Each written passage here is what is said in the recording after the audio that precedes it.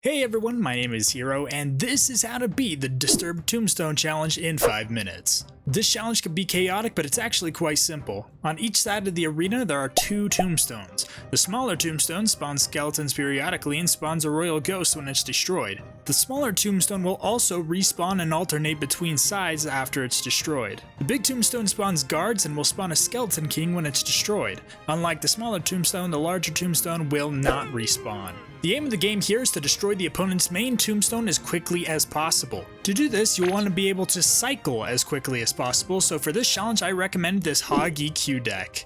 At the end of the video I will leave it on screen again so you guys can pause and copy it down after I've explained how to use it.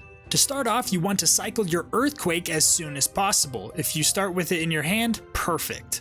Start cycling your opponent's tombstone as soon as possible.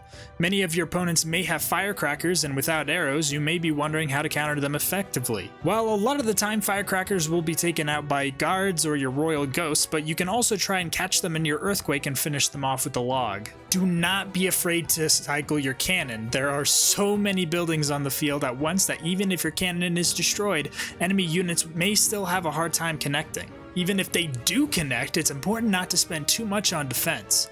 Remember, if your opponent isn't taking out your tombstones, then you can afford to take some early damage as long as you're destroying their tombstones. Once your opponent's main tombstone is gone, you'll be faced with their skeleton king combined with other attacking units. Your best defender is always going to be the Valkyrie. She can hit multiple targets and can easily take down the Skeleton King even if they've used the ability. Once their Skeleton King is gone, they won't be coming back, so now you can focus on taking the enemy towers. At this point, you can play defensively and cycle earthquakes to damage your opponent's tower and destroy the respawning tombstones. Using this deck on 2 accounts, I went a total of 20 wins with only 1 loss on each account. Impressive. The first loss was due to a mistake after I misclicked a card, and the second was against a mirror matchup, so even then, this deck is still on top.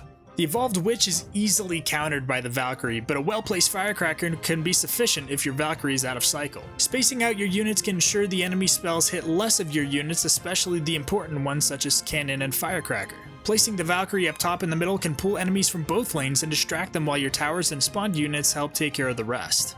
If you decide not to roll with this deck, that's fine, but for those of you who want to win, here it is again on the screen. I'll leave it up for about 10 seconds. For those of you choosing another deck, that is fine, but let me give you some advice. Siege cards such as Mortar and Expo are off the table. I promise they will never connect against the competent player and will be taken out by Earthquake every single time. Avoid Lightning or Rockets as they are expensive and don't pair well with all the swarming units. Arrows can be good for taking out firecrackers. The Evolved Witch is awesome if you know how to keep her alive, otherwise she's just mid. Bowler and Executioner are amazing on defense, and while Mother Witch might seem logical for this challenge, I promise she isn't as good as you think she is. The Evolved Valkyrie is great and can counter everything from bowlers to evolved witches. Alright, that about does it. I hope you found this video helpful and hope to catch you all next week. I'll try and make this series a regular thing. If you have any questions, let me know down below, and if you want to see another really good deck, I will put up a link to Sir Tag's stream below so you could watch him take on this challenge as well. Good luck with the challenge, and I hope to see you all again next time. Peace.